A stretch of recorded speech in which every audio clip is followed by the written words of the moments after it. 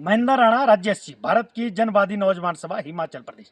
भारत की जनवादी नौजवान सभा हिमाचल प्रदेश सरकार के बजट में युवाओं की अनदेखी पर गहरी चिंता व्यक्त करते हुए कड़े शब्दों में निंदा करती है। गौरतलब है कि हिमाचल प्रदेश सरकार ने जो बजट पिछले कल पेश किया है, उस बजट में पूरी तरह से युवाओं की अनदेखी की गई है, जबकि हिमाचल प्रदेश पूरे भारत वर्ष में पढ़े लिखे युवाओं का सबसे बड़ा बेरोजगार राज्य बन गया है।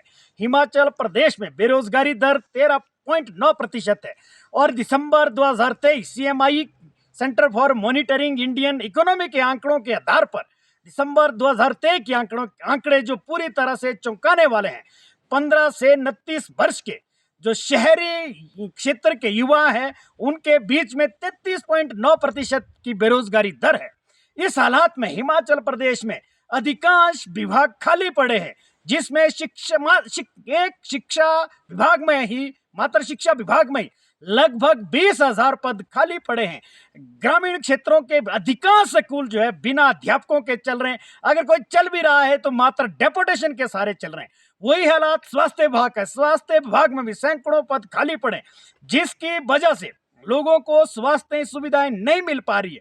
और जहां एक और बजट सुनहरे सपने दिखाता है कि खुशहाल हिमाचल, समृद्ध हिमाचल होगा, बिना मानव संसाधन के हिमाचल कैसे खुशहाल होगा, हिमाचल कैसे समृद्ध होगा।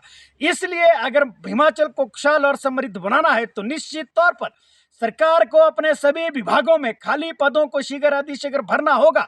और खाली पदों को भरने के लिए बजट की कोई व्यवस्था नहीं की गई, और जिसके कारण हिमाचल प्रदेश में युवाओं की पूरी तरह से अनदेखी की गई। अगर बजट में कुछ किया है तो निश्चित तौर पर जो स्कीम वर्कर है या जो दूसरे जो पार्ट टाइम वर्कर है, उनके या जो चुने हुए पंचायत या शहरी निकाय के प्रतिनिधि है, मात्र जो है नाम मात्र की मानदेय में वृद्धि करते हुए उनको खुश करने की कोशिश की गई।